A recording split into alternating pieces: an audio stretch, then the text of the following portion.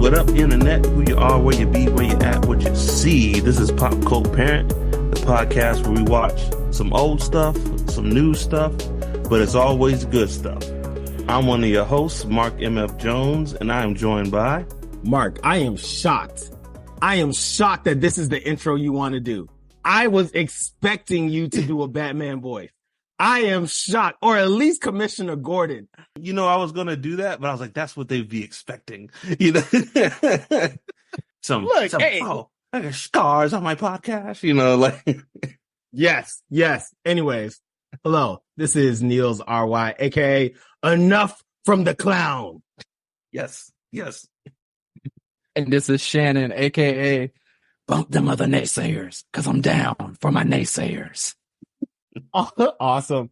And we also have a special guest for this episode, a member of the Superhero Roundtable, my big brother, the man from Charlotte himself, the master of all things superhero, and the defender of Iron Man. What side are you on? Iron Man and Captain America. Oh man, Tony was right. Tony was right. The defender of Iron Man himself, my big brother Otis. How you doing, Otis? Hey, what up? This is O Stroud. Happy to be here, and I am safe from Cat Williams, so I'm happy to be here today. Happy to have you here, Otis. And Pop Cult, if you haven't put it together, we're talking about the legendary movie, the maybe greatest superhero movie of all time, might even greatest film of all time, arguably greatest movie ever made, The Dark Knight, which I believe turned 10 years old. This 15. past year now? 15 years old. Yeah. Oh my God. Oh, my heart. Hold on. I got to find my medication because good Lord, 15 years old. Well, time's a son of a bitch. The Dark Knight turned 15 years old and we're going to talk about it. Nels, you got some fun facts for us. We're going to get into it. We're going to just dive into this, but I'll turn it over to you. Bet. So, couple things. We shared it's the 15-year anniversary of The Dark Knight. So it's a 2008 movie. This is Christopher Nolan's second of his Dark Knight trilogy. An interesting thing to know is that this movie had a budget of $185 million. Revenue wise, though, it made $1 billion. Oh, the money. A Billy. And I don't know if this is the first superhero movie that made a billion, but I'm pretty sure it was the first superhero to make a billion. Because, you know, we heard, you know, not to interrupt your facts, but I remember Spider-Man's making 600, X-Men's doing this, but no one, not a superhero movie was crossing that billion, I feel like, before this movie. Now, mind you, this is 2008. I'll talk a little bit more about the interesting things that happened in 2008, but just to kind of give you some context, as far as movie going wise, the industry thought that 2008 was going to be a down year for sales for movies.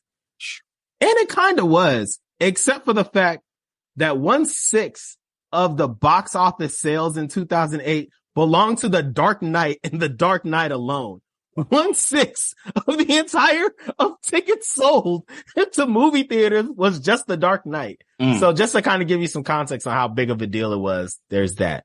Some other fun facts for you all is, I'm sure a lot of folks may or may not know this because Christopher Nolan is a unique brother when he comes to his writing and his storytelling. But there is a comic book that is heavily influenced in The Dark Knight. And no, it's not the Frank Miller, The Dark Knight Returns comics, even though a lot of the themes from Frank Miller's run is influencing Christopher Nolan's writing. It's actually The Long Halloween. The Long Halloween is one of the greatest Batman comic book series ever. If you haven't read it, strongly suggest it. DC Studios has made an animated The Long Halloween. I suggest watching it if you don't feel like reading it. The basis of The Long Halloween is following the stories of Gordon, Harvey Dent, and Batman and just their relationship for an entire year. And that's where you get introduced to the Calendar Man and the ridiculousness that is the Calendar Man and all the stuff that's happening for the different holidays throughout the year. It's just dope. I'm going to keep it there because it's just dope. I strongly suggest that you read it, watch it, whatever. So that's that. The other thing is, do you all know the story of James Gordon Jr.? So Jim Gordon's son, James Gordon, not of this movie, but there's some stuff that happens in this movie that hints to some stuff that happens in the comic books. Yeah, go ahead. I know about his daughter. Yeah. Okay. So Jim Gordon's son, James Gordon Jr., actually turns out in comic books, specifically the Scott Snyder run of Batman comic books, to become a villain. And not just a villain, one of the worst villains in Gotham. And part of it was he was so traumatized to all the things that his dad would bring home from dealing with the menace that is Gotham villains, that it made him psychotic. And he turned out to be one of the most treacherous villains in history. So much so that they have an alarm in Gotham when James Gordon Jr. comes back into town. They're like, oh no, shut down the shops. James Gordon Jr. is back in town. Hide your kids, hide your wife. It's essentially, imagine, because this is really like what Barbara has to deal with. Imagine, what's her sister's name from Halloween? Jamie Lee Curtis. Imagine Jamie Lee Curtis is the daughter of the police commissioner and her brother's coming to town, except it's not just Halloween. It's just a random, every 5 years. Random. He just comes to town and kills people and makes their life live in hell. Emergency broadcast system for one dude. Yeah. If James Gordon is near you, get to shelter. Right. And so they kind of hint to that. So can I just bring something up? Like, why is there an economy, a population of Gotham City? Like, specifically, even for these movies, like, now I've said to you plenty of times, we talked about this. I would rather live in Angel Grove, where I could get stepped on by giant monsters, than live in Gotham City. I'm not living in a city where I can run into the Joker on a Tuesday going to work. Like no. Like, why do people live in Gotham City? Is there a reason in the comics? Like, is the water good? Like, is rent controlled? Like, what's the deal? Cost of living in Metropolis must be ridiculous. Yeah. Right. So. Yeah, but here's the thing, like, in theory, because they're all fictional places, they're all relatively close, right? Because you could take the train to Metropolis or to, what is it, Silver City, where the Flash is? Central City, my bad. Central City, like, you got all those cities where all the different superheroes are all around, and it's pretty bad, but I would take my chances in, like, Central City, where Flash is versus, like, I don't want to kill there. Central City is a breeze compared to Gotham. That's what I'm saying. Like, put me out there. Like, Gorilla Grodd, that is easy. Shark. Yeah. Shark Flash runs around for 5 minutes and has a conversation with his villains, and we good for a week. Batman's villains are a menace. All right. You don't know parts of Gotham City. But that's the other thing. Like, Gotham is safe for nobody. Like, you either got to worry about the villain or you just doing something. Like, we done all done it. Maybe you litter, you jaywalk, and then next thing you know, your arm is broken by Batman himself. I'm like, bro. Or his kids. Or his kids. Or one of his little children running around just punching you in the face. I'm sorry, man. If I live in a city where I get beat up by a 10-year-old because, like, my parking ticket expired, like, I'm moving, dog. Like, I can't. I'm a grown man, dog. I can't. Bro, they know that city. They know their town. You know what I'm saying? No, the first time something blows up, bro, I'm done. Let alone some collateral damage. Like, every scene since, no matter what, the 1989 Batman with Michael Keaton, every scene is tearing up somebody's, like, car, house, like, business. Like, there's no way. You can't. The only person that could probably stay in there that loves Gotham City are, like, insurance people, because they eat it. Like, are like mortgages. Shannon, like what you said, you just, like, you taking out your recycling, and Batman's like, you didn't separate the glass from the paper, asshole. And it's just. And here I go, like, a broken arm, torn ACL, and can't walk. Like, all because I was confused. I was like, cardboard. I don't know. Do you throw it on recycle out? You don't recycle pizza boxes. To answer your question, Mark, in regards to comic books, Gotham is a lot like New York City nighttime. I know, like, a lot of people think Chicago, because Chicago's nickname is Gotham, and, like, 3 of, like, the 7 Batman movies were filmed in Chicago. But, like, in the comics, Gotham is a historic city in this country, and is, like, it just kind of going through some hard times right now, like 70s New York.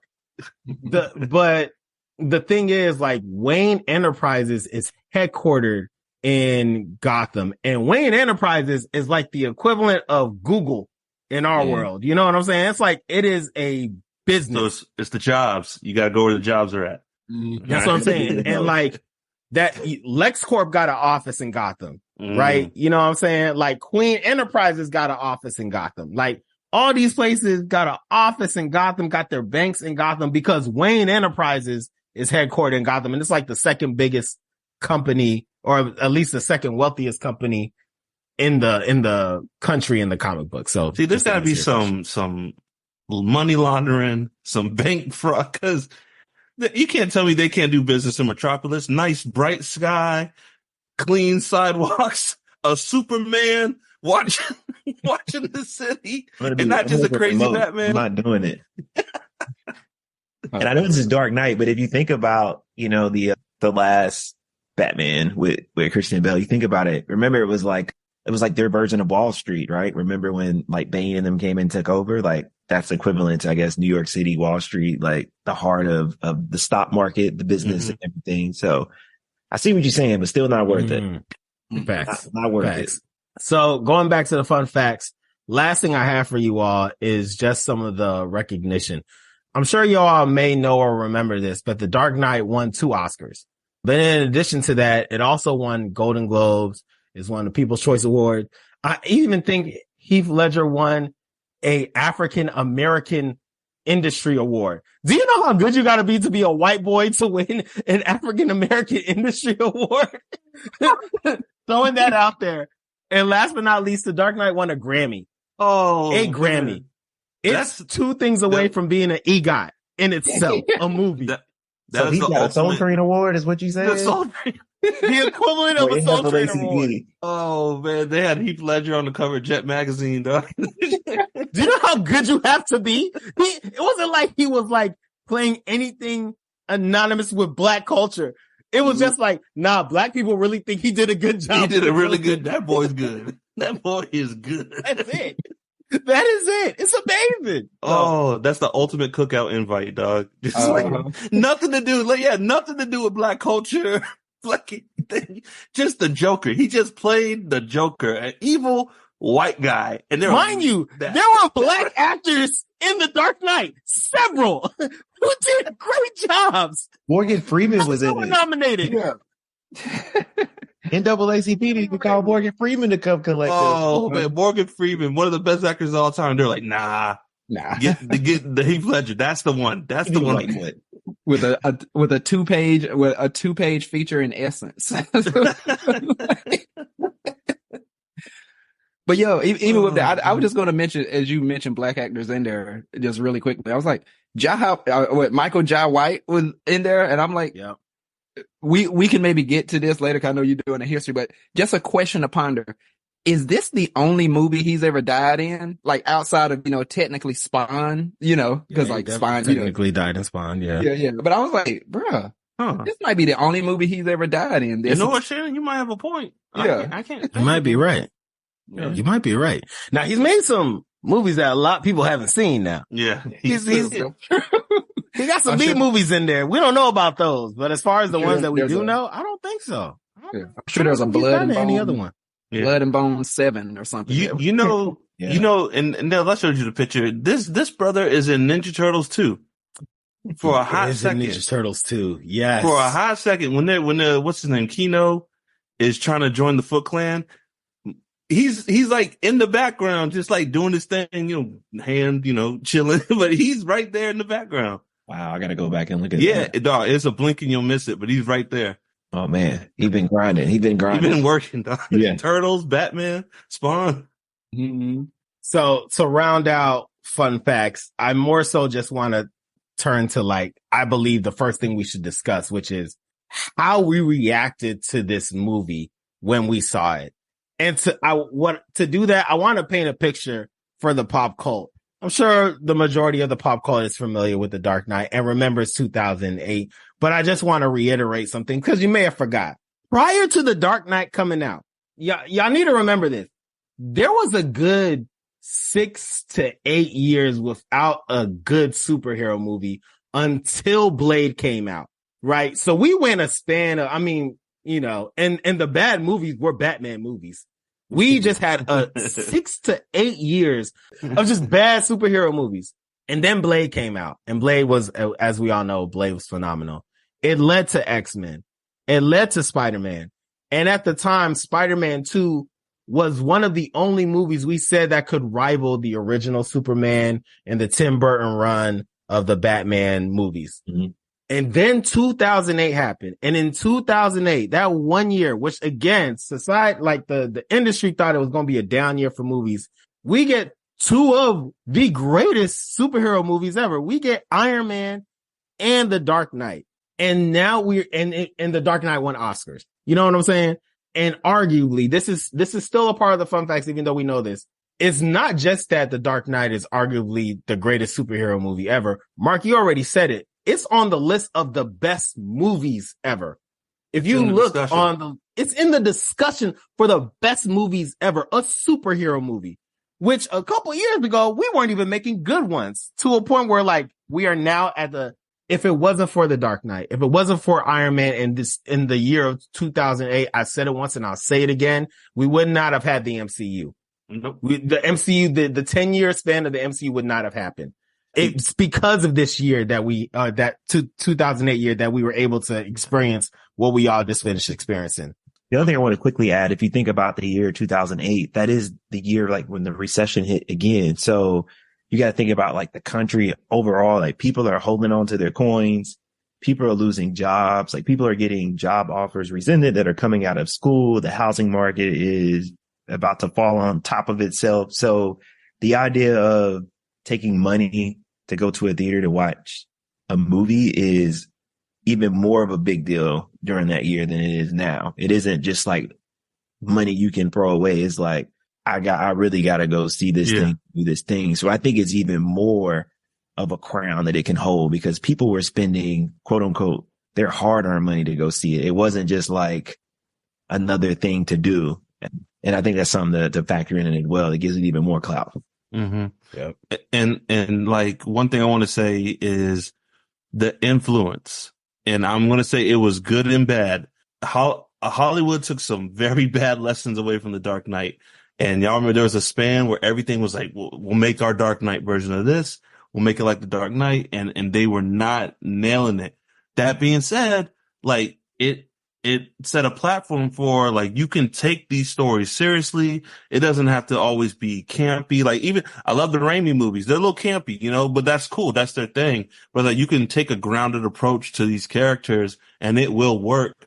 And like that, with that, I'm going to say that there'd be no John Wick without something like The Dark Knight, you know, like it just set the platform for so many movies, but like it also did a lot of damage. There's a lot of copycats. I would say the DCEU for what it was is something new now or going to be something new. Like a lot of that was just trying to capture like what The Dark Knight was. And I felt they missed it completely. Yeah. And you think about the Grammy, you mentioned the Grammy deals, you think about the score, like that is applied to everything now. You watch a preview for anything and it has that growling bass and like the horns come in and the strings come in, and that is for everything. Even though like Marvel, the Avengers theme is clearly not the dark, but it's still in that same vein. Mm-hmm. Think that's another great example of how they set the tone. And people have done well with it. And to Mark's point, people have done really bad with it.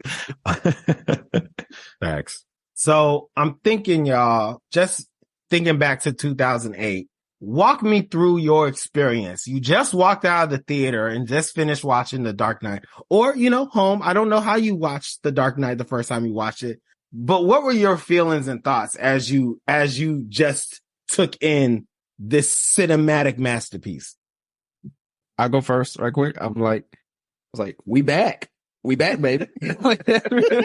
Like also real because, so for me, and I mean, it might be common among many other people, but when I think of Batman, obviously, you know, the animated series was amazing, but thinking of Batman movies, to me, the best one had been the Tim Burton, and especially like Batman 1.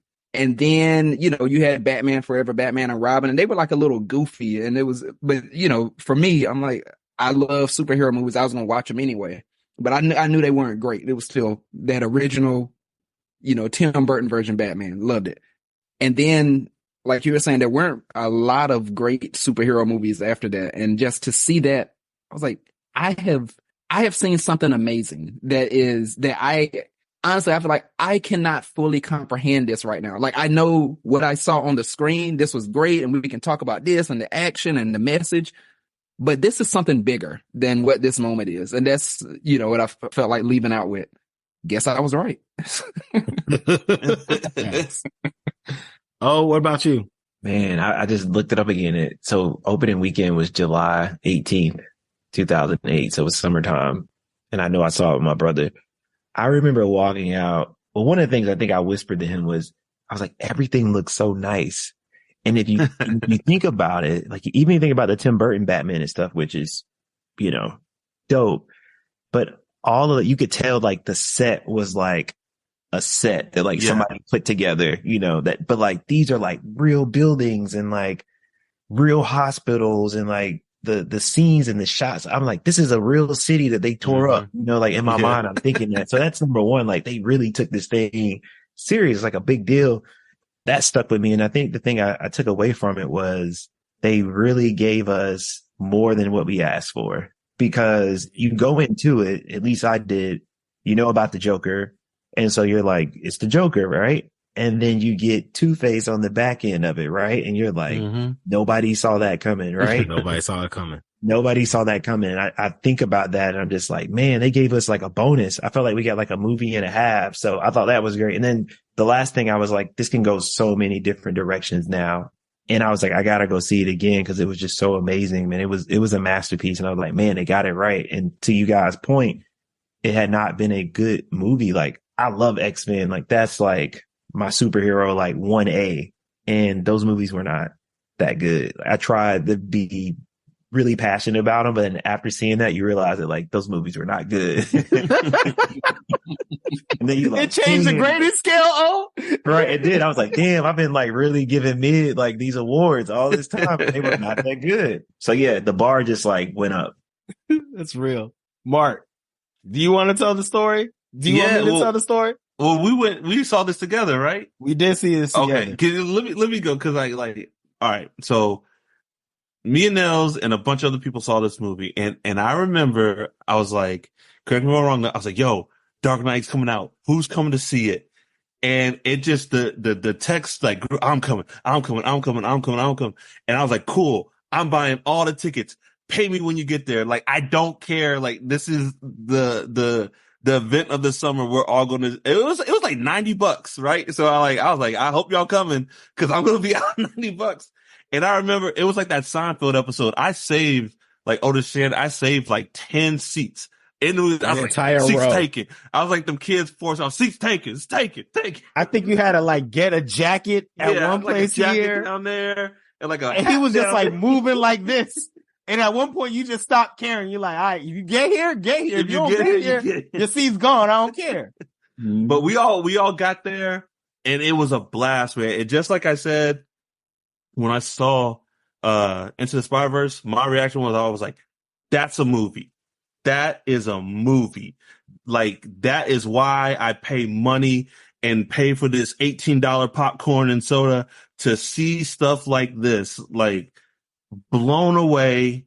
Just, I couldn't believe what I was seeing. Otis, like you were saying, like the sets, like real tangible. I mean, but real sets, like, there's a lot of like matte paintings and the Tim Burton stuff, which is cool for that environment. But this was like a real city and just gave a grittiness to Gotham. But I mean, just even that opening scene when it just that wide on the skyscape and we get the heist. And just no one's such a genius, man. Just the way that heist is set up, you get so much information. When you go back, like, you understand like how the Joker works, how he gets everyone to like betray each other, and just, just the sound, just when that window like when the window bursts. I mean, so many good lines. I remember cheering. I remember like gasping. Like this movie got all the reactions out of me, man. Like, when the Joker's doing not interrogation, but when he has that guy reading the note and he's on camera, like growls, quiet, like yeah, dead quiet. I only remember, I'm sure like it's happened before. There's only one other time I remember the movie theater in my life being dead quiet, and that was in the T-Rex scene in Jurassic Park. Like I've never like heard a theater like dead silent before. And it was just, man, it was like a great experience, man. And one of my favorite besides like this, it's like this, Scott Pilgrim, and like Step Up 3. Like yes, like some of my favorite movie going experiences. And the first 5 minutes of Transformers. Yes, yeah. Nothing beats that. So Mark, I'm gonna further paint the picture in. So Mark did buy all those tickets for us and we did all show up. But honestly, we didn't need to sit together because we did not talk to each other. There was maybe like one or two scenes where we just looked at each other. We were all in our own zones, quiet, looking straight forward, like focused on the movie. And I will remember this like probably for the rest of my life. When we walked out of that movie theater, nobody talked to each other. We were just walking out of the movie theater. No one said a word. We walked out, and I think the first, either I said it or you said it, Mark. The first, outside of like, we like mumbled like you trying to go to the bar or something like that. We like mumbled that. But like the first words that either I said or you said, Mark, I don't remember. I think I turned to you and I was like, did we just watch the greatest superhero movie ever? And Mark looked at me and said, yes, I think we did. And the rest of the night, we just talked about the movie. Nell, do you remember? I don't know if you remember this. There was like maybe 8 or 10 of us, and we all like kind of stood together like, oh man. And then we all like, are we trying to see that again? And we had like a 5-minute discussion. It's like, all right, well, the last one's like 11 o'clock show. And then like, we were going to walk right back into that mug. Yeah. Yeah. We had to make some adult decisions at that moment.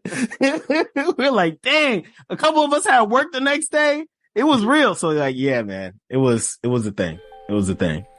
This episode of Pop Cult Parent is brought to you by Black Nerd Coffee.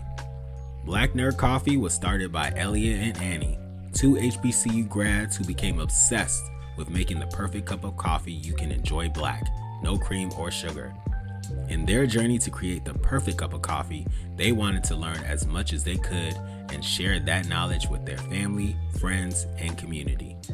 That desire to learn more became a delicious obsession. Over the years, they have enjoyed trying, celebrating, and sharing coffees from around the world. They believe that taking the time to make the perfect cup of coffee is an intentional and therapeutic form of self-care. I have to say, without a doubt, this is the best cup of coffee I've ever had at home, and I've been obsessed with this brand ever since. Want to check out Black Nerd Coffee yourself?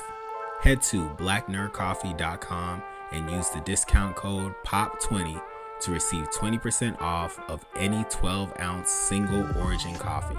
That's POP20, POP20, for 20% off any 12-ounce single origin coffee. So I think it'd only be fitting, since we started talking about the movie, is to discuss some of our favorite lines from the movie. Because one thing about The Dark Knight, yes, it is arguably one of the greatest movies ever, but The Dark Knight has so many one-liners.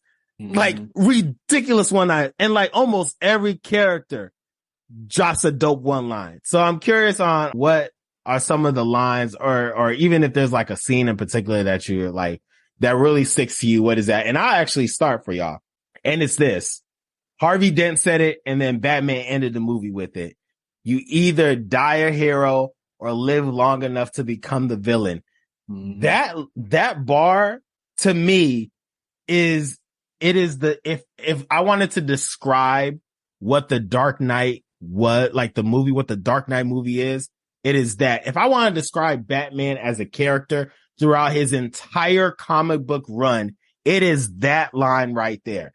Like, I think it is, besides it just being a bar, it is a perfect description of who Batman is and how you have to like walk through Gotham, because folks are either heroes, but if you go around long enough, they're going to do some villain type stuff. All of them. So yeah, I thought it was a dope line. And about the world today, like, yes, celebrities, like think about like people that you thought were dope in the 90s and how we think about them now, or Dope. Ben Carson. Ben Carson. I'm gonna Ben Carson was on path to probably have like a national Ben Carson day, like what gifted hands, all of that. Then live long enough to be a villain and go into politics. He had Cuba Gooding make a TNT movie about him. Do you know how good of a black man you have to be for Cuba Gooding to make a whole movie about you? And this was peak Cuba. This is like, I'm getting Oscars Cuba. Mm-hmm. Yep. Like, I don't have to do this. Yeah. Man, like one that comes to mind, I don't know, some Alfred lines when he's talking to Bruce and he's talking about the guy in the jungle and he's like, some men just want to watch the world burn. Mm-hmm. And I was like, whew, like, cause it like in that scene, like Bruce Batman, he's like, he's a criminal, Alfred, and I just got to figure out what he wants. And Alfred's like, man, I've been around for a long time. And some people are just like, you can't reason with like insanity, dog. It's just, he just wants to watch the world burn and he'll take you with him, you know?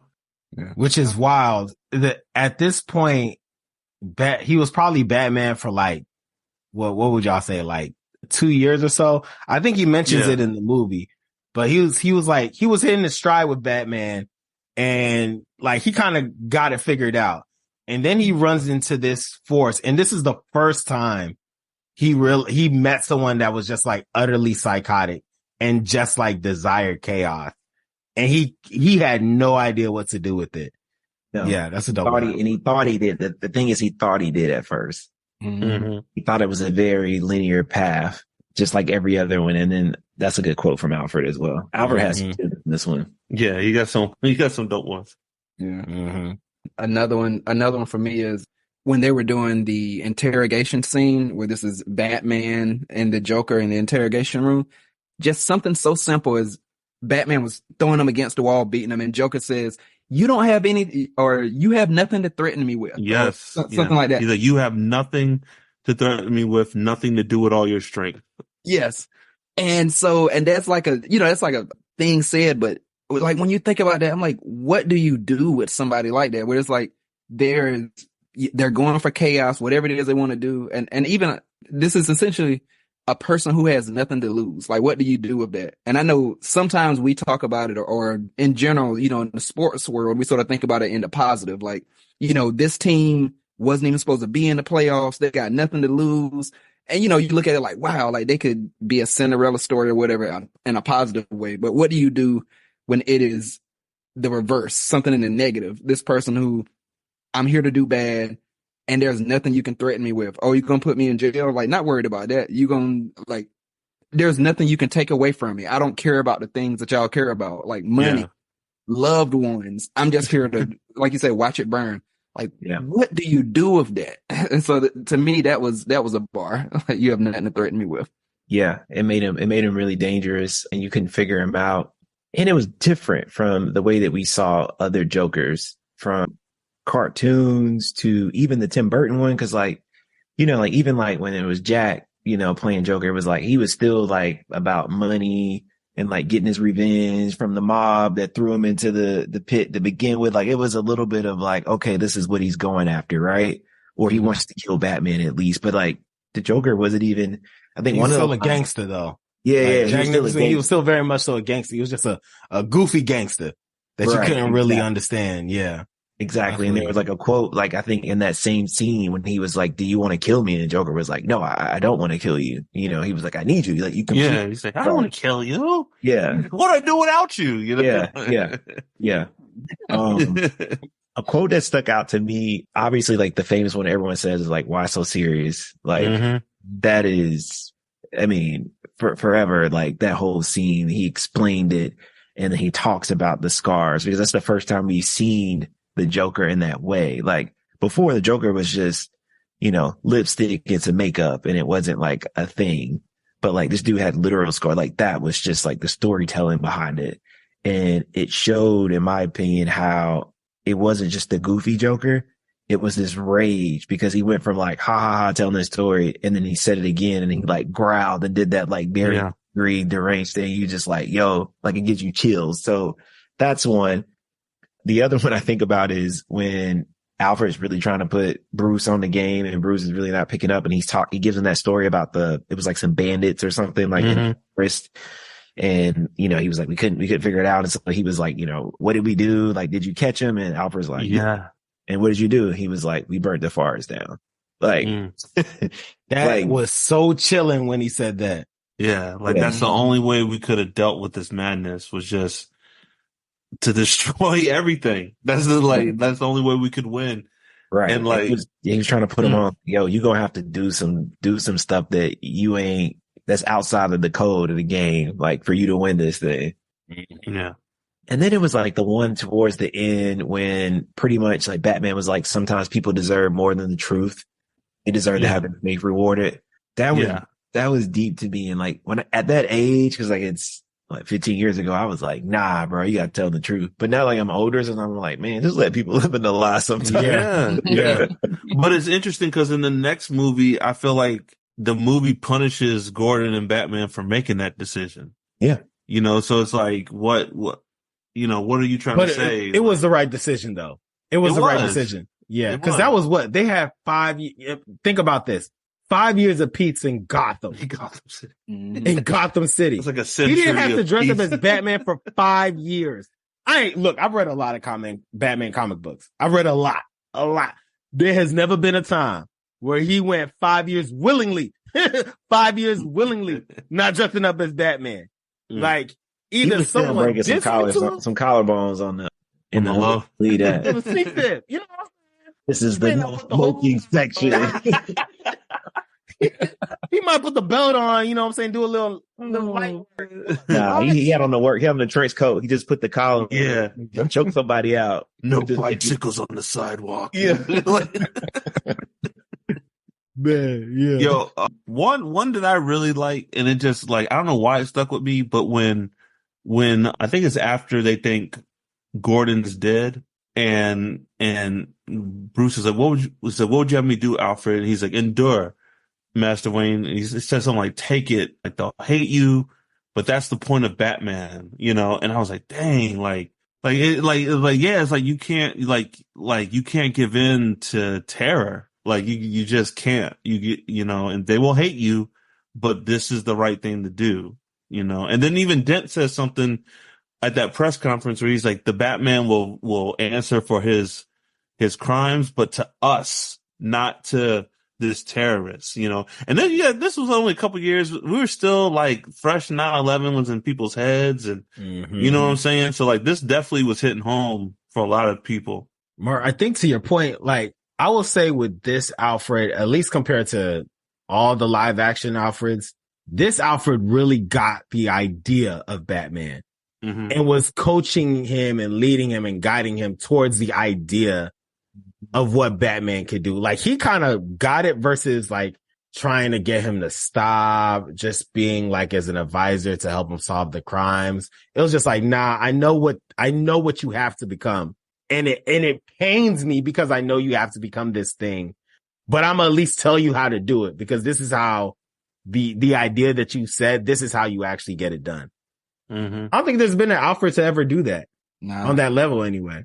Yeah. Now I think with Commissioner Gordon in that as well, just how he and Alfred, like you were saying, I feel like they both they get it, but a line that stands out too was essentially when they said Batman is the hero we deserve, not the hero we need, or was it hero? Yeah, we need. But anyway, yeah, they were like, he's the hero we deserve, not the one we need. And I'm like, cause in reality, people are like, I want this bright figure of hope that like makes me happy. And it's like, yeah, this is the thing. And it's like, that's what you want, or maybe what you need to make you feel good. But what you actually deserve is just somebody that's going to, clean up the streets, keep you safe. And essentially you're not going to get both. So, what you deserve is that. So you get what you deserve, and it's not the bright, hopeful figure. And I'm like, man, not Superman. It's not Metropolis. Yeah, exactly. Yeah. This ain't Metropolis. Yeah, this ain't Metropolis. and like, as I get older, man, I am kind of like anti-nihilism. I feel like there's no place for it, especially in the world we live today. So the quote from Dent where he's like, it's the darkest before the dawn, and I promise you the dawn is coming. I was like, like people need to hear that today. Like, like people, I feel like everyone's so quick to just like give up or just not even care. You know what I mean? And like, nah, it's like, yo, you gotta like, you can't give up. You can't not care. You gotta like do something, and yeah, this movie is just like relevant even today. Dent had the best one-liners. Like Dent was killing them with one-liners in this movie. The beautiful thing. So how about this, y'all? Let's talk about why this is the greatest superhero movie. Well, one of the reasons I appreciate this movie so much is because for most of us who are familiar with the Batman lore, we know that like at one point Harvey Dent was the DA and he was cool with Bruce, but now he's just Two-Face and he flips a coin and everything comes in twos with Two-Face. He's just a weird, campy guy. But like this movie nails how like the city had so much hope on this dude. Like he was actually gonna be their legitimate hero. Cause Batman is an illegitimate hero. Like he is a vigilante. There was one non-corrupt person within the system who was fighting for Gotham besides Gordon. Like the one other person who could like really use the law, and it was Harvey Dent, and he was uncorruptible. Like no one could influence him. The Maronis, like what's his name? Penguin, like nobody could get to him. Nobody can convince him. And his best friend was Bruce Wayne. You know what I'm saying? So, and like when he became Two-Face, Gotham felt like they failed as a city because the one hero they had that they could like be proud of became corrupted in the city, and the city crumpled because of that. And I feel like this movie did the best job at explaining that lore compared to all the other mediums that we have with Batman. Just how like the power of like who Harvey Dent was and how horrendous it became because he became Two-Face. Yeah. And it's like they in this movie, they don't even let the citizens of Gotham know he became Two-Face. Like that, like, no, we're squashing that. Blame it on me. I did this because like you said, the image of Dent was too powerful for Gotham to lose. Now, that was the only thing I want to say about my, two like funny, not even funny, but lines I just love. Morgan Freeman said, like, that's more like it, Mr. Wayne. That joint just hits so nice. And then shout out to my boy. What is his name? Is it, the bank teller? He was in. Yes, bro. Yes. Your friends are dead. Yo, of course a bank manager in Gotham knows how to handle a sawed-off shotty. Of course. He was cooking. But of course, like in my mind, I remember watching that scene every time I see it. And I literally say in my head every time, this is not your money. Like, I'm always like, bruh, it's not your money. Just like, like I never understand it from like banks or like stores or anything. Like, bro, this isn't your stuff. Like, and even if it is, dog, like you got insurance, like don't do it. Nah, bruh. Here's the thing. That wasn't like some parts of that bank was a real bank.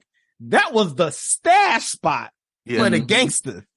So he's like, your friends are dead. That was the mobster in him talking. You know what money you're taking? Yeah. That wasn't the FDIC confidence. That was like, nah, they're going to come after me if this money is gone. William Fichtner. That's the dude's name. Yeah. I love that line. Which I was like, that was pretty big because like he's been in a lot of things, and to really just be like, hey, we only need you for the first 5 minutes of the movie. I'm like, what? Like, and I mean, obviously they had a nice, give me the best line. Yeah. And it just shows how the movie just came in cooking. I mean, he's firing off that shotgun, 8 minutes in? Maybe less than that. Maybe like less than that. And he's like it's already like go time. Now that was good. I think another one I just thought about was, I think it's like the first time the Joker and the Batman see each other. I think it's when the Joker went to that fundraiser party or whatever, and like stopped the party, and he jacks up Rachel. He's like yanking on her and stuff, and he's like, "Oh, you got a little fight. I love that, or I like that." And then you hear a voice like off the screen and it's like, oh, but then you gonna love me. And you like, yeah, that was a good. It's like, yeah, that was great. Yes. And then you're like, here we go. Like they finally meet. Cause like, it's been all this stuff going on. You're like, is Batman ever gonna catch up with him? So I remember let her go. Like, what a poor choice of words. Like, I love that scene because the Joker was like, you know what? I wasn't going to let her go, but like, I kind of have to now. So like, yeah, so petty. The Joker's so petty, yo. We have talked about how in multiple industries and multiple like publications, The Dark Knight is considered one of the best, if not the best superhero movie and one of the greatest movies ever made. What I would like to talk about is, in your defense, where do you put The Dark Knight and why do you put it there? And why do you believe it has a lot of this lore? I'll quickly say before we jump in, Mark, I'm going to just throw this out there. I think we were some of the first people to ever say that The Dark Knight was the greatest superhero movie ever.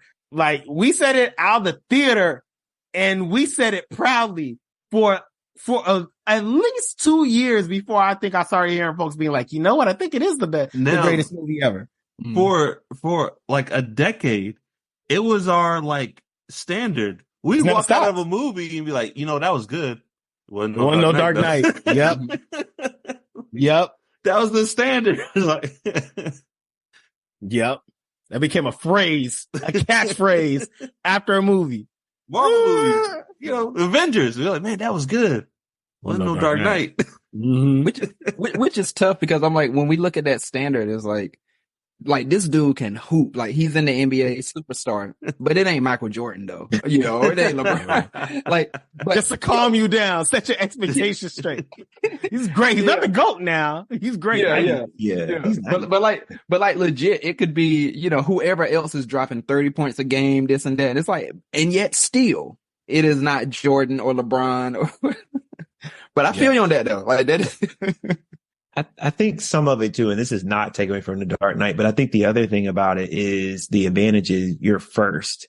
And when you're the first to do something on that scale and in that style, regardless of what people had in mind 5 years later, 10 years later, it don't matter because you did it first and you executed it first and you thought of it first. And I think that's part of it too. And I think we opened up and talked about how it influenced so many different styles of cinema, like not even superhero. Like the other thing, like I think you said it more, like it's a great movie.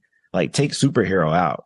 It's a great movie. It has character development. It has, you know, it challenges you with your, you know, your thoughts about humanity. Like the whole scene with the bomb and it's like, should it be the inmates or should it be the citizens? Yeah. Like, all of that stuff. Right. And like you're living that and it challenges you on that. And, you know, you think about Batman, when it was Tommy Lee Jones as Two-Face, there were no scenes that made you think about that at all. Get the bad guy, you know, and maybe he'll kill him, you know, maybe Robin will killing his parents, or maybe he won't. I don't know. But like that was it. But this was so much more complex. So yeah. And like to touch on that, Otis, you know, a lot of what we heard when this movie came out, it was like, well, it's only good because of Heath Ledger, because he was so good in it. That's why everyone thinks it's the greatest of all time. That's why this. I want to say, like, yo, you take out the Joker in this movie, I feel like this is still a solid, like, 8 out of 10 movie without Heath Ledger's performance. It makes it like a perfect, damn near perfect movie, you know, with that iconic performance. Without it, it's still a solid, like, B+, high B+ movie. You could have not had Two-Face at all. That's what I said. It was a bonus. That's what you said. This still might be the greatest superhero movie, even without the entire Two-Face part. And even thinking of comparisons, there will continually be direct comparisons because I'm like, so let's say Goodfellas 2, anything like that. You know, like we can be like, okay, amazing movie. And there might be some like mob related movies and things after that. But, you know, like, let's say if you are saying that is the best movie ever, you know, some people may say that is the best movie ever. If you're saying that, you still have this sort of this modifier where you're like, I mean, you know, there's this. And I mean, obviously it's not going to be the same, but this is every single Batman is going to be compared to this Batman though. Every single Joker is going to, and you know, they're going to continually use Joker throughout Batman related movies, I was going to be like, but is it Heath Ledger's Joker? And, so I love that it does that. It is such an amazing movie. And even when we make these comparisons, they will be direct comparisons. We won't really have to say, this is different because, it's not, this one isn't really a superhero movie. It's going to be Joker to Joker, Batman to this Batman, this Alfred to that Alfred. So I think like that's amazing too. Speaking of Alfred, it's the best Alfred you get in this one. Yeah. Michael Caine. Like you can't, like the accent, the humor, the jokes, the sarcasm, like you can't beat it. You can't. Yeah. Yeah. And like, I know we don't get a lot of Lucius Fox lore out here in the world, but to get Morgan Freeman to play Lucius Fox, like Christopher Nolan made a deal with somebody bad. Yeah. To get that. Like, come on, bruh. And even Lucius had his shine in this movie when a homeboy is trying to blackmail him. He's like, I want $10 million a year. And he's like, let me get this straight, young blood. He's like, you think your boss is Batman and you're going to blackmail this person? This man fights folks in Gotham, criminals with his bare hands, and he's a billionaire. Good luck. Yeah. We don't live in Metropolis. We live in Gotham. And he goes out for fun to beat these people up. You see, dude was like, you right. It does sound. Yeah, he's like, he's like, you keep all this. You just, I'm gonna go back to work. Yeah. Even though he was spot on. So I have like three things. This is about to be my soapbox in a moment. I have like three things on why I think this is one of the best movies ever. The first is there's no waste in the movie. Like, it's one of those times where I could say like this was a perfect movie. Like I just watched a perfect movie. I said that with like Back to the Future. There's a few other ones out there. I think Friday's close, but that's for another day. But there was no waste in The Dark Knight. It was like perfect from beginning to end. I think the other thing is like part of the reason this is held to such light is if you take a step back, this is the greatest movie of one of the greatest fictional characters of all time and one of the greatest fictional villains of all time. It's not even like before this movie was even thought of, Batman and Joker are, when you talk about the list of like greatest fictional characters, greatest fictional heroes, greatest fictional villains, you're mentioning the name in the top 5. If you don't, somebody's going to ask you why you didn't. You know what I'm saying? They're the number one. I wouldn't even say it's top 5. They're the number one, villain, protagonist, antagonist. Yeah. Like, that's it. Like, if you said Superman, like, you can ask like 3 or 4 people, they'll give you 3 or 4 different things. Like, same thing for even you go like down the Marvel thing. Like, maybe you can say Professor X and Magneto, like, maybe that's like a given. But other than that, like, even Spider-Man, right? Like, we just saw a masterpiece of Spider-Man where you saw 3 of his villains, 3 or 4 of his villains all come together. And you can't argue which one is the one, right? Yeah. But Batman, like, it was Joker was 1A and then everybody else got in where they fit in. Yeah. I know I cut you off, but like, I don't even think it's top 5. Like, it is known. It's Batman and Joker. That's Carolina dude. Like, thank you. Yeah, that's the rivalry. Yeah, that's Michigan, Ohio State. Like, there's no like Cat Williams, Steve Harvey. Like. The competition is what? Maybe Darth Vader, Luke Skywalker. Like, it don't got as many stories as Joker or Batman. Damn, that's a good point. My last point is this: Tom and Jerry. That's okay. There you go. Meteor Man and the Gold Gang. Golden Lord. Baby Lords. Yeah. What were the Golden Lords? Yeah. Oh man. Never mind. We found number one. We found number one. You gotta share it. So I think another reason, just speaking about the great one, I argue he's the greatest comic book villain. And the only reason he got the throne is because Dr. Doom hasn't been done well. And as soon as he does, we'll start to have a competition about the true number one villain of all time in comic books. I digress. In all the mediums we have seen the Joker before this movie, we've never really saw a true comparison to like the horrible Joker, like the the menace Joker. Mm-hmm. Like we've gotten the 80s golden era, like campy Joker and like the super mobster one that was in like the mid 80s and like the really smart conniving one that we got through Frank Miller's runs. But we didn't get the menace. We didn't get the Joker that like took a crowbar and beat the hell out of Robin to death. We never got that Joker. We didn't get the Joker that shot the commissioner's daughter in her living room, like enough times to have her become a paraplegic. Like we never really got that Joker until this one. Like until the Dark Knight. It's like, this is why you see when Joker comes to town, Gotham's like high alert, bat signals on every night. Like hide your kids, hide your wife. Joker's in town. There was one comic book run. The Joker went to the police station, turned off the lights, and started just randomly killing cops to like for a run. And that was his welcome back to Gotham after like being gone for like 2-3 years. You know what I'm saying? Like we ain't never really had that Joker until. Why would you live in this city? Why? Like, why? The Joker is a menace. You know what I want to know? What was he doing for those 2 or 3 years? Like, I want to see a comic book series. Like, what were you doing for those 2 or 3 years? You know what he's doing, Otis? He was having a nice time, Central City, just like enjoying the parks, like living a nice, quiet life. Yeah, because he wasn't terrorizing anybody. But something about Gotham, he's like, he starts like changing. I need it. Got the worst in us. Bro, he's taking vacations from his villainy in Gotham.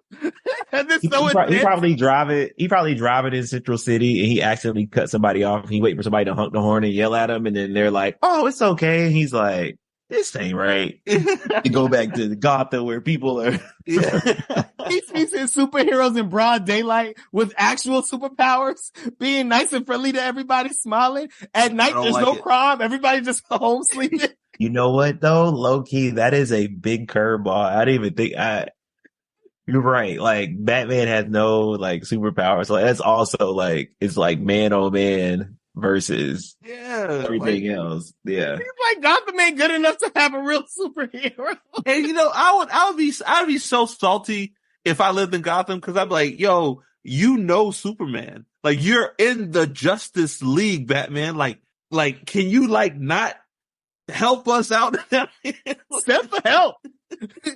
You're Martian Manhunter. Like, you know, a literal wizard. Here. You know, a wizard. My cousin live in Central City. It is not that bad, bro. They just got a shark. And like, he can't move that fast. You just stay away from the shark. Like, send some people over here, please.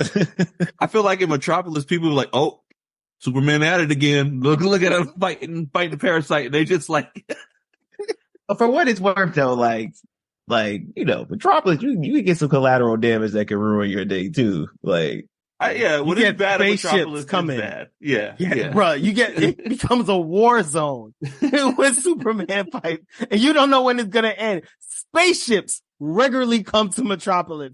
I don't know if I'm moving to Metropolis. I'm not saying Gotham is great, but that's a whole nother set of problems that I don't know I want the smoke for. Because at least the Man of Steel that we got, you know, in the movies, he's like, you know, I don't want to kill people. He's like, but I blow stuff up. And if you die due to collateral damage, I mean, be it. If you eating in this IHOP, woo, boy. Like, I have to say, you don't want to kill people, but you get like 15 bodies a fight, and we don't even talk about that. Yeah. It's like, he's like, but technically, I didn't kill anyone. I didn't kill anyone. It wasn't me. It was. This man has people across the universe coming to his town just for the smoke. Like, I heard you the biggest bad. This is high school.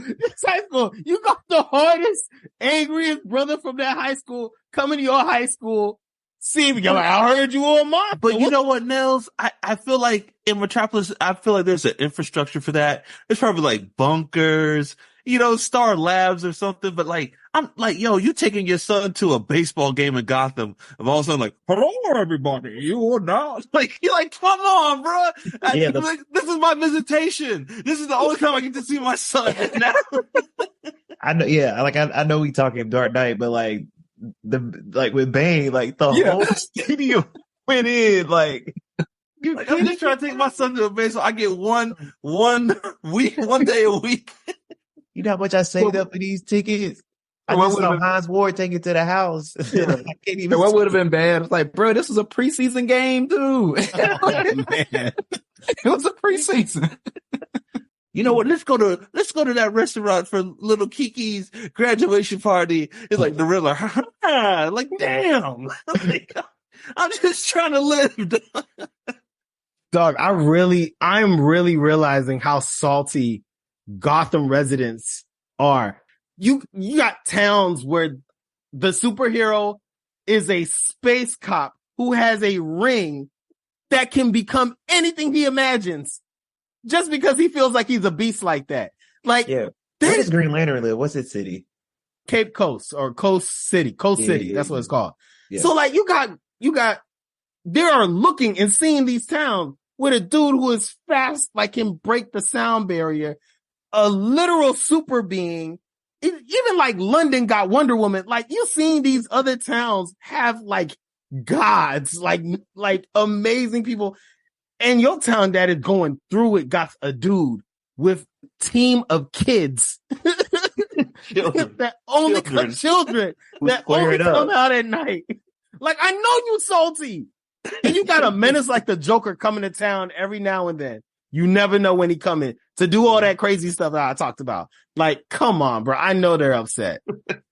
Yeah. The other thing too is like, speaking of collateral damage, is like in all the other superheroes when they have powers, like if I fall out of this building, like Superman go catch me, Flash is go figure it out, Green Lantern gonna like make a parachute for me or something. Like you fall out a window ain't no different than your mama being out. Like Batman can't do shit. I hope one of them kids is watching this. like if you weigh like 220, like 220 and up, like Batman can't catch you, bro. Got enough for you. Like, shit, you know, like got enough for you. You better hope Superman's in town. Yeah, That's how much all you Batman got. weigh? How much we say Batman weigh? Like what? Like a two? I give him 210. 210, yeah. 215. So yeah, what if you a heavyweight? Like you 275, you know what I mean? And you falling out this weight. And it comes down to politics too in Gotham. Like I'm like, who's paying for that spotlight? Whose tax money paid for that damn bat light on top of the roof? when my kids can't get a school bus to come pick us up. That flashlight coming on every now and then. That's a big spotlight. Who's paying for that? You know what I'm saying? And you know they gotta change the light bulbs too. That's a lot of money going into that light. Batman don't never come down here to this neighborhood on recycling day. But he up there taking care of all this other stuff up there. We got gangs down here too. Ain't wearing no makeup, but we got gangs down here too. They ain't got no makeup on, but they still terrorize. Batman, they came to this community center one time. And he came for some information. He didn't even fight no crime. He came to find out where the Joker was. And then he left. Broke my nephew's legs, asking him questions about where the Riddler was at. That boy don't know Riddler. Little Jamarcus still ain't right. Right. Still. Which Batman was it when he dropped Buddy off the roof? Remember that? Like he was trying to get some information. He dropped somebody. Yeah. Oh yeah. They broke his leg. Like, yeah, Batman doing it outside the boys club. Even that, like Batman's the good guy. You in a nightclub, hey girl, hey what's up? Oh yeah, douche. Like what is going on? People screaming. You just a guy in a back suit just beating the crap out of people. You're like, man, this is my only night off. I'm just trying to live. Dog. Oh, it's literally like how you would feel when you went out and then like people start fighting at the club, but like times 20 because you like this is not gonna calm down. Like somebody about to start shooting and then like somebody gonna blow something up. My car is probably already like destroyed outside. Like I smell gas already. Like can't live a decent life, man. That's a commuter city. That was a club and he was just punching people. Not everybody was in that gang that was in that club. That was a club. Yeah. So he was knocking somebody out who just wanted to go out for a good time. Like, how do you Damn, continue your Batman. night after that? You know, how do you? No, How do you? Batman punch you in the face. I'm going home. Go home, dog. I got a That's the broken end of the jaw. night for me. I'm done. Like, I I was came doing out here. was I was just trying to walking around and swag drink. surf, and I got a broken jaw. Like, what in the world? I want to go get a round of drinks, and this dude bumped me too hard. I turned around, didn't know it was Batman, but then when I realized it was too late. Like, Batman showing up to the Howard Homecoming, just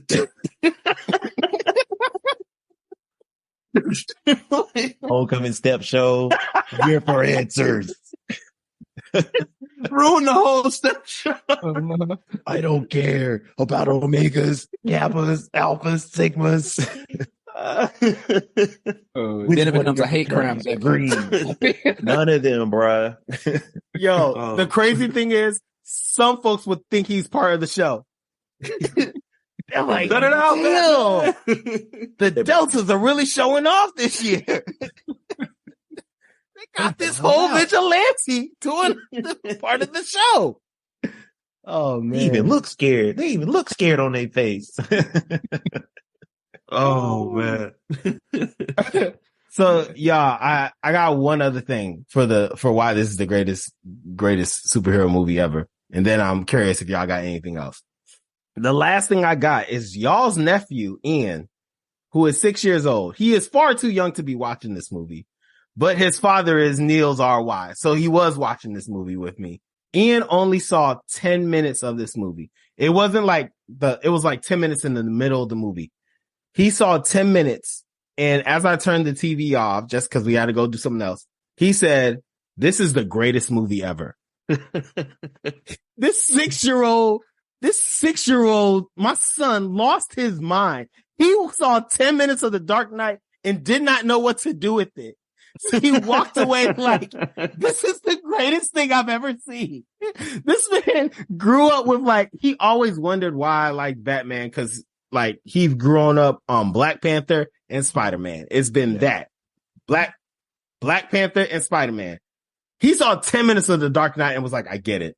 I get it. I understand it. I want more of it. Please, daddy, let me watch the more. So I think that is evidence enough that there's gotta be something special about this movie that it could blow a 6-year-old's mind and say from the jump that it's the greatest movie ever. I think it goes back to what you said, Nels. There is zero waste in this movie.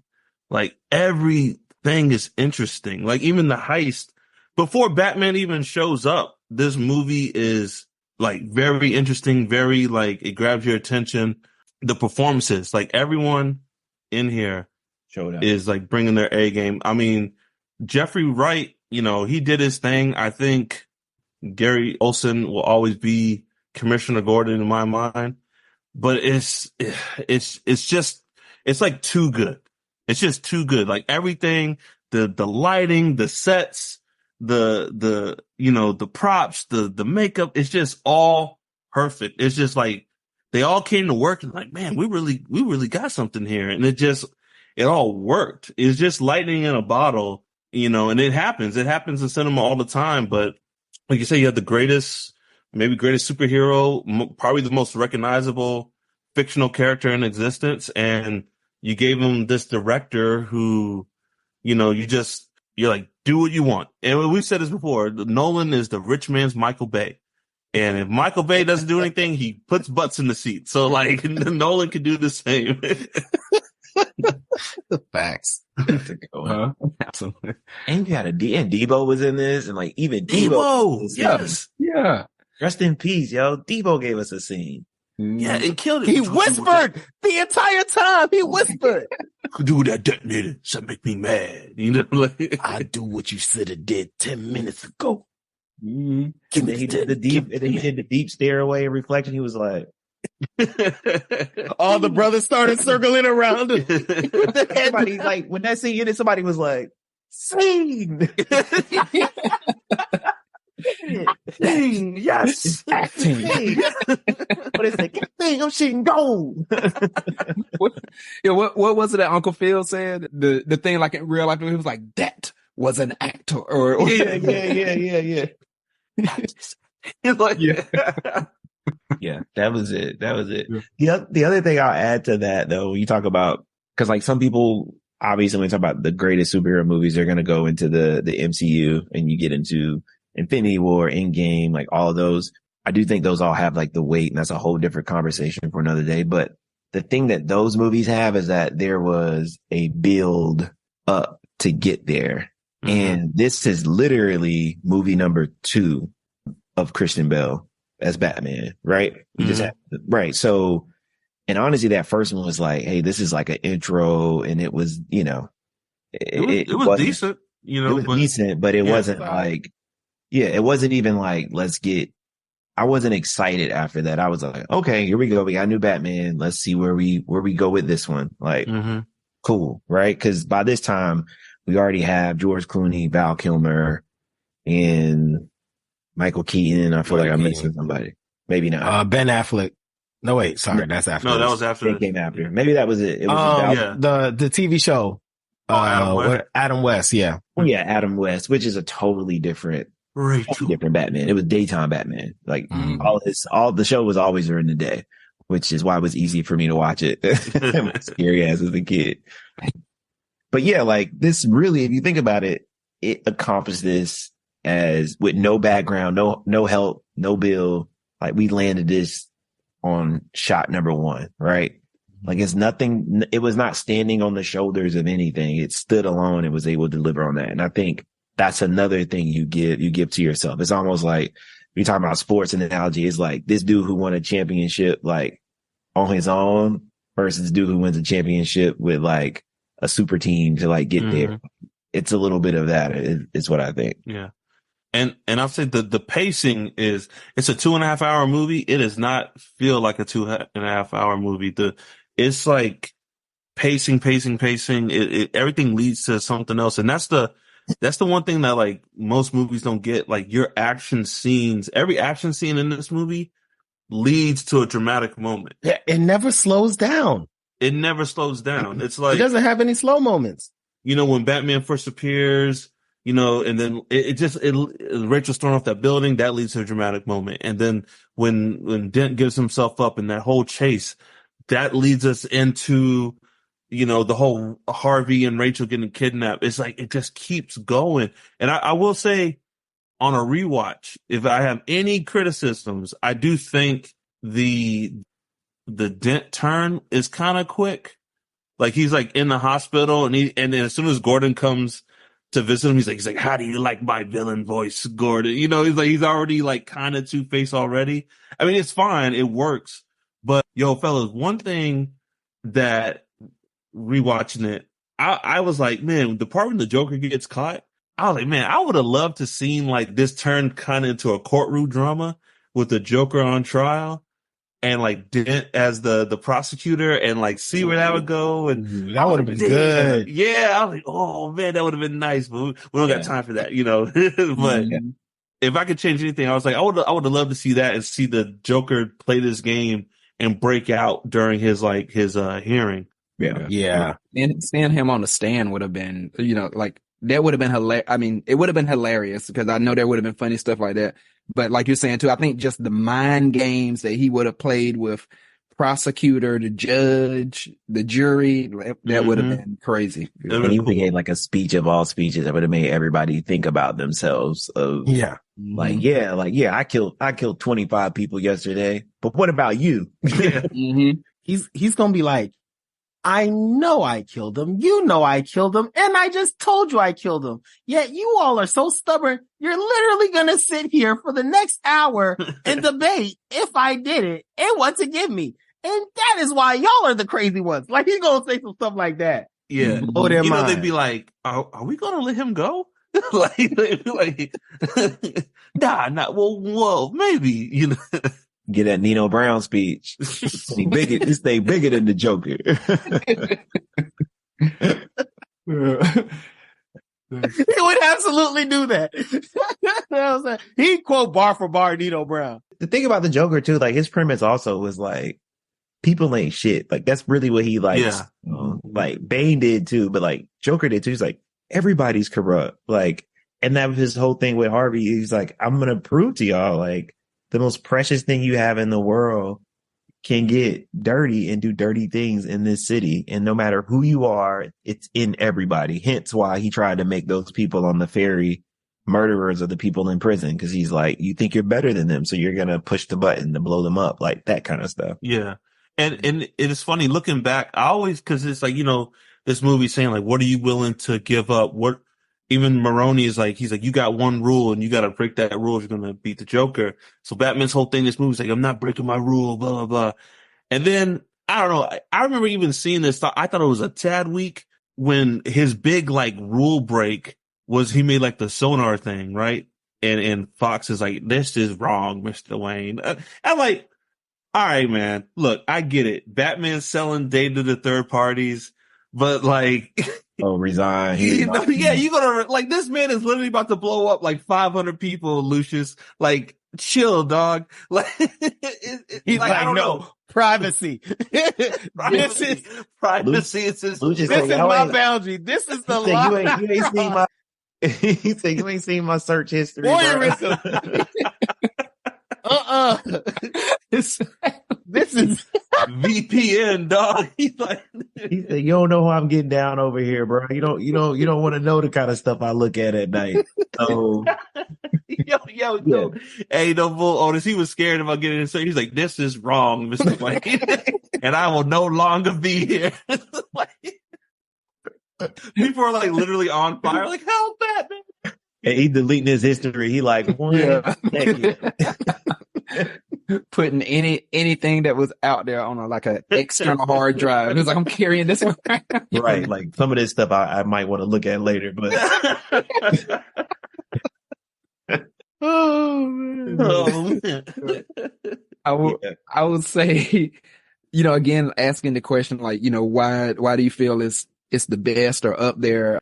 To me, all the things that we've mentioned, the action scenes, the pacing, all of these things. But to me, like one of the messages and I mean, and this was big. And again, as we talk about reputation. So, reputation was huge in this because, we look at Harvey and, and everything. And I think what was so big was because, again, when we think of reputation, in many cases, we think of our own reputation and what that means for us. If you have a good reputation, I guess what people like you're more likely to get certain jobs and opportunities and things like that. But it flips it and it's like, what does your reputation mean for other people? And so you never know how much you mean to other people, and again, because I'm like, with Harvey, it was like, yes, good reputation for you, but what this means for the city, you doing well is hope and all of that. And so I'm like, it makes you reflect on that as a person too, because you're like, yes, I want to have a great reputation, but also like, if I stumble, if I fall, whatever, how do my kids look at me? What does that mean for them now? What does that mean to other people who are saying, oh man, I would have tried this thing, but man, if he can't do it or if he messed up, I ain't gonna try that, So it's like, to me, that was huge to reflect on reputation, sort of on an external way, what it mean for others. Yeah. And Shannon, you hit it. Like that reputation was so valuable. There's a small scene I love where they're about to go and, Joker's got the hostages dressed as like the clowns or whatever. And Batman's like, I need 5 minutes. And Gordon's like, he's like, no. Like, we can't, like, we're going in. He's like, we have to save Dent. I have to save Dent. Like it's that important to him. He feels like a failure because he knows like, no, we gotta find Dent. Dent is like the hope. It's not you. It's not me. It's him, and like, I was like, that thing stuck with me ever since I saw the movie. Yeah. And it makes me think, that's a good point, Shannon. I think about Batman is really one of the few heroes, and I'm thinking out loud, that is not a symbol of hope or a sign of hope for the community. It's just like this functional dude that is going to get shit done. You don't want to see him get it done. Justice. You hope you're not in the place when it is getting done. But like, you think about Spider-Man, right? Like kids wearing the Spider-Man mask, like in the movies, right? Or Superman, like, people are cheering, when they see Superman coming in to like fight somebody versus like, if you anywhere you see Batman flying, you like, I'm in the wrong. Gotta go. I'm in the wrong spot.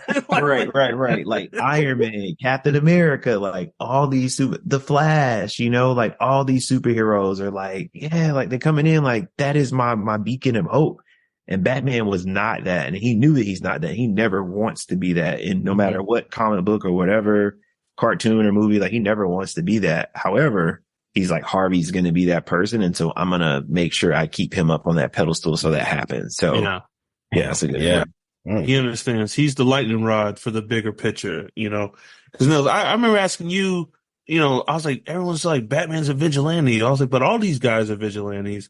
And you said something like, Superman won't break the law to like save the day. Mm-hmm. But like, if Batman needed to break into the Pentagon to like, that's for what justice? he's doing. Yeah, for justice, that's what he's doing. It's a cakewalk for him. Like, what? All I gotta do is like break into the Pentagon for justice? Say less. It's man like will Justice League cartoon when they're like, we're turning ourselves in, and he's like, okay. He's like, good luck. In fact, I'm a part-timer, so like, right. Okay. That was the blackest thing Batman ever did. Right. Yeah. Oh, y'all with this nonsense. Batman said, "Who is we?" we don't speak French over here, baby. It's like, y'all ain't been to Gotham. Y'all don't see what I see. I ain't going nowhere. You know what's gonna happen in this city if I leave for a day? Y'all good. I'll see y'all when y'all get out. Yeah. Y'all see when you get out. Yeah. Go ahead, I think the only thing I think about is the other thing I think that circled about this movie a lot was obviously the passing of Heath Ledger through this movie. Mm-hmm. It made us, because he passed before the movie came out, right? Yeah. Yeah. And so I remember going in and being like, man, like this is his last performance, and you watch it and you like, man, this is like incredible. And like for what it's worth, like I was a fan of him because you think of 10 Things I Hate About You. The other movie when he was like the Knight's Tale. Knight's Tale. Yeah, that's a great movie. That is great movie. Hey, if Knight's Tale on, that's my afternoon. Like, that's my afternoon. Great movie. Like, yeah, so like I was a fan of him, and then before that he had just did Brokeback Mountain, right? Mm-hmm. And yeah, this was the movie right after Brokeback Mountain. Yeah, so he had took off so I was like a fan of him, and so like him passing was like really sad. And then you watch it, and I remember thinking like, man, like he literally like gave his life for this role because this is what like I think that's something that always stuck with me when I watched it. Like when they say like the performance of a lifetime, like it literally is what it costs for him to deliver that, which is very sad because I think he has so much more good stuff left. And also I think that would not have been the last that we would have seen in the Joker either in future movies for sure. So that was sad. And so that's something else I thought about while watching it. Speaking on, what you said about Heath Ledger, because of this movie, my rule now is when they announced him, everyone had the same reaction. Like, what? The dude from Brokeback's going to be the Joker? What? And after this movie, I told myself, I will never judge a casting decision until I see the performance. Yep. Like, I don't care who y'all cast. I'll be like, well, I'll wait to see the movie. Like, I will never judge a cast based off name until I see the performance ever again because of his performance in this movie. Agreed 100%. And you know what's crazy? Like he gave that performance of a lifetime, but I wouldn't say Aaron Eckhart wasn't that far away. Like Harvey, he killed it as Harvey Dent. He did. Like he was showing up. We already talked about Michael Caine. We already talked about Morgan Freeman. And like, I know Christian Bale. We not talked about Christian him. Bale, we like folks don't talk about him, but like we are really underappreciating the fact that like Batman, like he was Batman for the majority of the movie. Yeah. And we did not make fun of him talking like this the entire time. We did not make fun of him because we're like, nah, Batman's on it, man. He's on his job. And I think that's a testament to his acting. Like he did his thing. So like to have those actors not be that far away from a dude who is clearly killing it. He went Super Saiyan the entire movie in his acting and still have them that close. That's pretty that's impressive. It's like, Jordan, and then like Scotty's still gonna get in the double digits. You know what I'm saying? Like the whole team is rocking it, but like Jordan is the star. That's all it is. Mm-hmm. Yeah. And I would say this I feel like this one set the trajectory for Christian Bale to be arguably, because some people may still lean on Michael Keaton to be the best Batman ever. I feel like this was the one you were like, okay, like it was almost like maybe those first few championships for Jordan. You like, oh, okay, we got something happening here. And then the next one with Bane comes, like he just like takes it there. You're like, all right, this is the best Batman like ever. I think Do we want to have this discussion? Do we want to? Do we want to talk? Do we want to figure this out? Like the best Batman? I don't put him as best Batman. I don't either. Nils knows where I am with that. Who my Batman is. Oh, I think it's all of us. Who's your favorite Batman, Nels? My favorite Batman is The Voice. Oh, okay. Let's go. Yeah, but live action. Let's go live action. Yeah. Oh, live action. Yeah, when I said best Batman here, I'm talking about live action. I don't know. It's unpopular. Maybe not even. I'm just Michael Keaton. Yeah. You Michael Keaton. You have never slashed about that. You've been 10 toes about Michael Keaton. I'm Batman. And I will say this, that's I mean, Batman Returns and the original Batman, they were 2 for 2. He killed it. 2 for 2. Killed it. And he came out with a lot of pressure being like, yo, why are you picking Mr. Dad to be Batman? And Beetlejuice. Like, come on. And he killed it. So I hear you. And that's why live action probably more than I should. I'm appreciative. I guess this sort of reminds me of the episode we had where I think it might have been about Kobe, but I remember we said something along the lines of what a time to be alive, because we lived through that phase of like, we had Jordan, like we could watch all of these. We watched Jordan, we watched Kobe, we watched LeBron. And, and even with that, obviously people going to debate who's the GOAT and this and that, but the fact that we got to see all of them, like that's an accomplishment within itself. It's not like, oh yeah, 20 years ago, 50 years ago, Jordan existed and, I was 1 year old, so I never saw him. But I mentioned that because for me, I can't even say who my favorite is, cause I'm just like, I don't know, but I am like Michael Keaton. I was like, that was my first Batman. And we just talking live action. Michael Keaton, that was my first Batman. This one was amazing. Ben Affleck gave just this other side of Batman that I had not seen live action. Sort of like, I mean, obviously he was still super intelligent, but like this brute force type of thing. I was like, I had not seen that from Batman. And then even like the Robert Pattinson, that was like, it was such a weird thing because you always hear people be like, bat freak, this and that. But that really, I feel like that just really showed you. If Batman existed, no, this is really how people would look at him. I'm like, bruh, you so dog. What is that? What are you doing, dog? Yeah. He really got a Dodge Charger. And so he really gave like that sort of view of it and everything as well. So I don't even know for me, but that's what they gave to me. This is where I stand. I think Bell might be the best Bruce Wayne. I think Affleck might be the best Batman. Wow. And I don't even care for those movies, but like, I think well, let me take that back.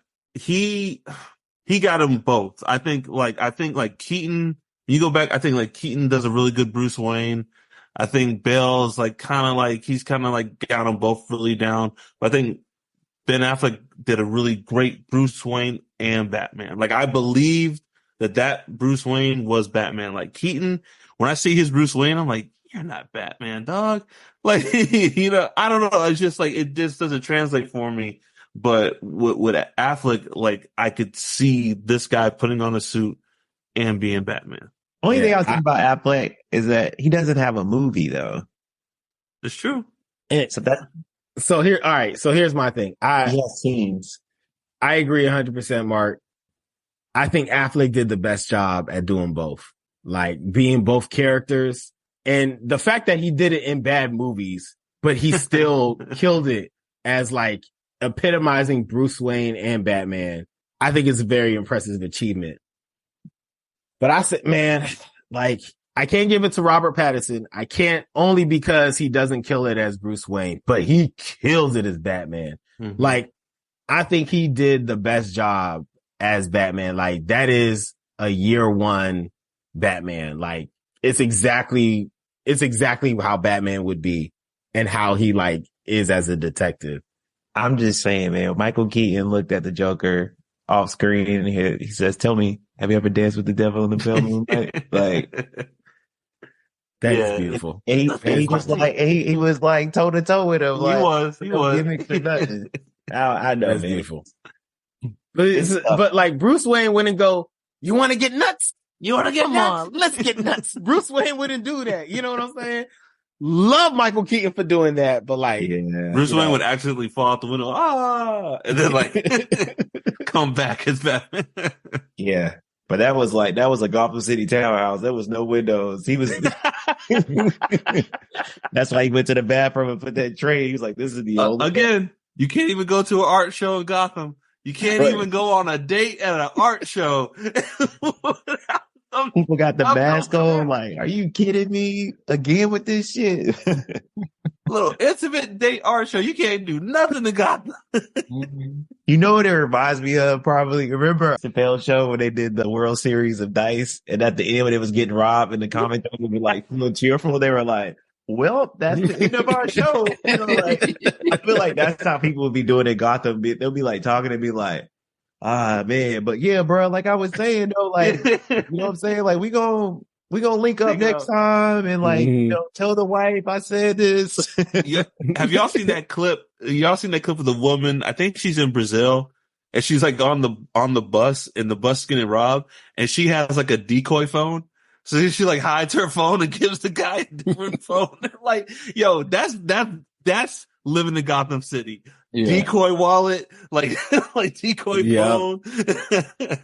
Yeah. You got the bank on speed dial to change your PIN number and stuff like that. Right. Hey, Bridget, I get a number 2. Just switching all my codes, all my passwords. Yeah. People in the bank and they change in the bathroom. They take it off their suit. They're putting on like a hoodie and sweatpants before they like take their commute home. Oh man, Gotham. That is the Dark Knight. Otis, we just want to thank you for coming on, for giving us some insight. Much appreciated. Thank you for repping the Superhero Roundtable, and we appreciate you all. And thank you all. Thank you for listening. We have a new episode every month. You can find us on all social media at PopCultParent, PopCultParent. Visit us at www.popcultparent.com. Email us at popcultparent@gmail.com. Don't forget to rate us, review, and subscribe. And as always, join the cult. Peace. Why so serious? We out.